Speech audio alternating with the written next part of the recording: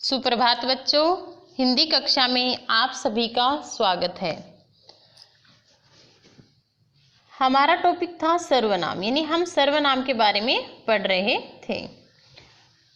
हमने पिछले वीडियो में सर्वनाम के परिभाषा पढ़ी और सर्वनाम के भेद। सर्वनाम के भेदों में हम चल रहे थे पुरुषवाचक सर्वनाम में। पुरुषवाचक सर्वनाम के भेदों के बारे में आज हम चर्चा करेंगे। तो पुरुषवाचक सर्वनाम में सबसे यानी 1 नंबर है उत्तम पुरुष, 2 नंबर है मध्यम पुरुष और 3 नंबर है अन्य पुरुष। यानी पुरुषवाचक सर्वनाम के 3 भेद होते हैं। उनमें हम सबसे पहले पढ़ेंगे उत्तम पुरुष के बारे में।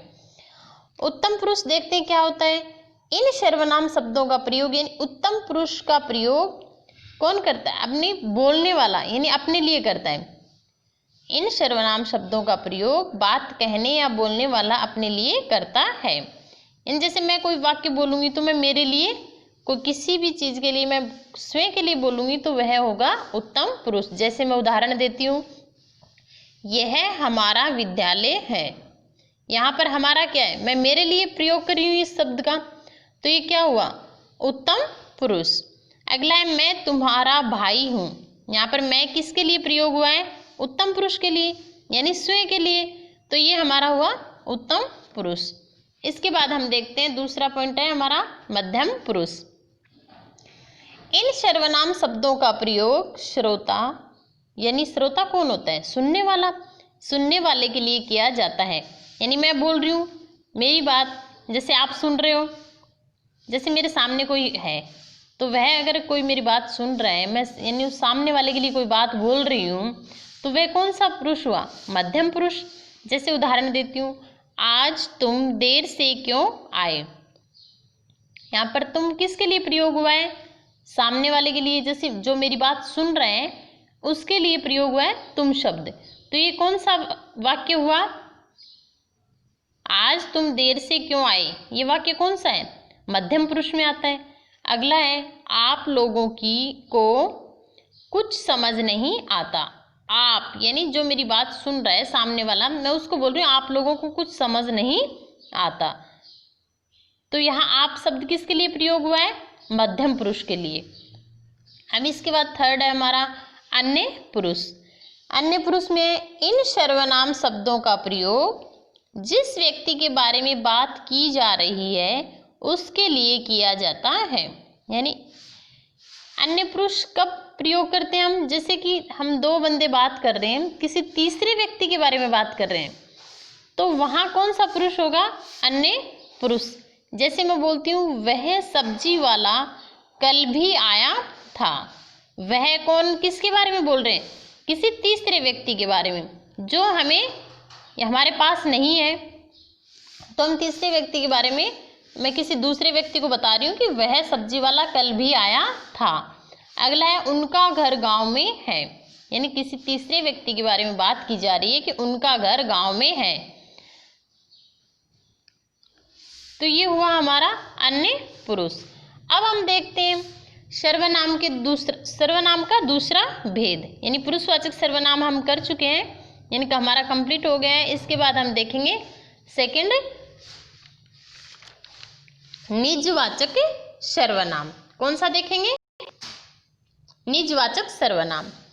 निजवाचक सर्वनाम की परिभाषा हम देखते हैं, जो सर्वनाम शब्द तीनों पुरुषों, जैसे कि उत्तम पुरुष, मध्यम पुरुष, अन्य पुरुष, यानी जो पुरुषवाचक सर्वनाम के भेद थे उत्तम पुरुष, मध्यम पुरुष और अन्य पुरुष, यानी जो सर्वनाम शब्द तीनों पुरुषों में निजत्व का बोध कराते हैं उन्हें निजवाचक सर्वनाम कहते हैं। यानी वहाँ पर अपनेपन का बोध कराते हैं। जैसे हम उदाहरण देखते हैं, तुम अपने आप चले जाना। तुम अपने आप चले जाना। अपने आप यहाँ पर क्या है?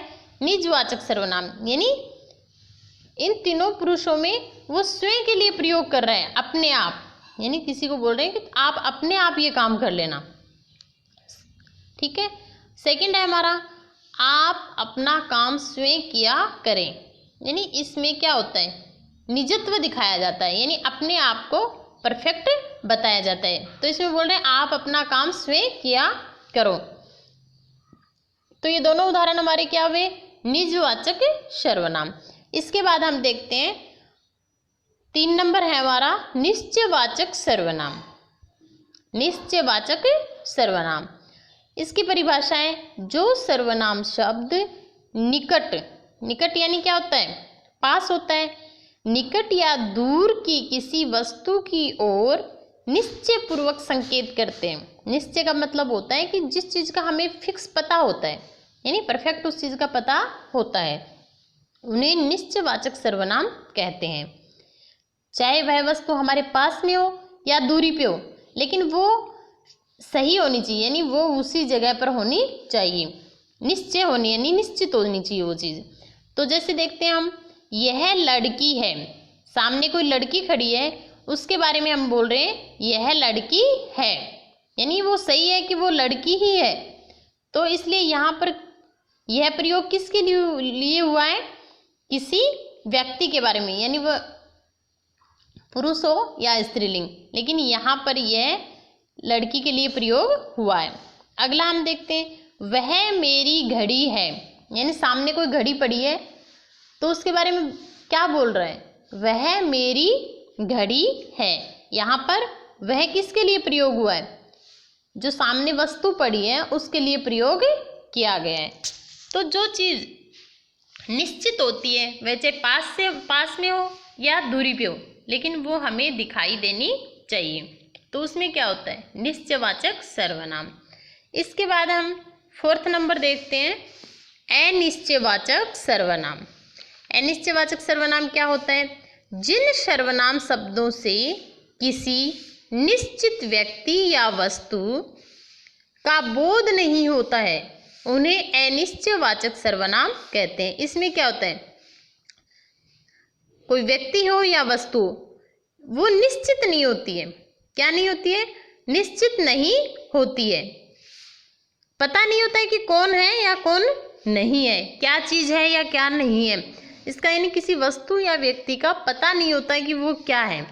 तो हम इसका उदाहरण से समझते हैं, जैसे दरवाजे पर कोई खड़ा है, दरवाजे पर कोई खड़ा है, यहाँ पर कोई यानी हमें पता नहीं है कौन खड़ा है, लेकिन कोई खड़ा है, तो यहाँ पर कोई शब्द क्या हुआ, अनिश्चयवाचक सर्वनाम, यानी कोई खड़ा है, हमें पता नहीं है कि कौन है, निश्चित नहीं है कि कौन है।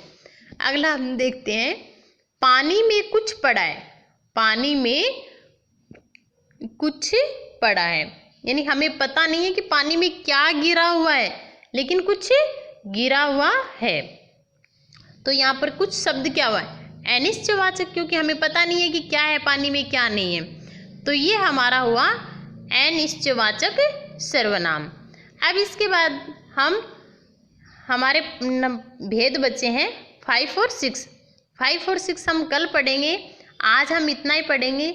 आज का आपका HW है, यानी आज आपको होमवर्क करना है, जो भी मैंने पढ़ाया है उसे आप ध्यानपूर्वक पढ़ेंगे और अपनी फेयर नोटबुक में लिखेंगे, और इसे आप याद भी करोगे, यानी जो भी होमवर्क देते हैं वो साथ साथ में याद करना है।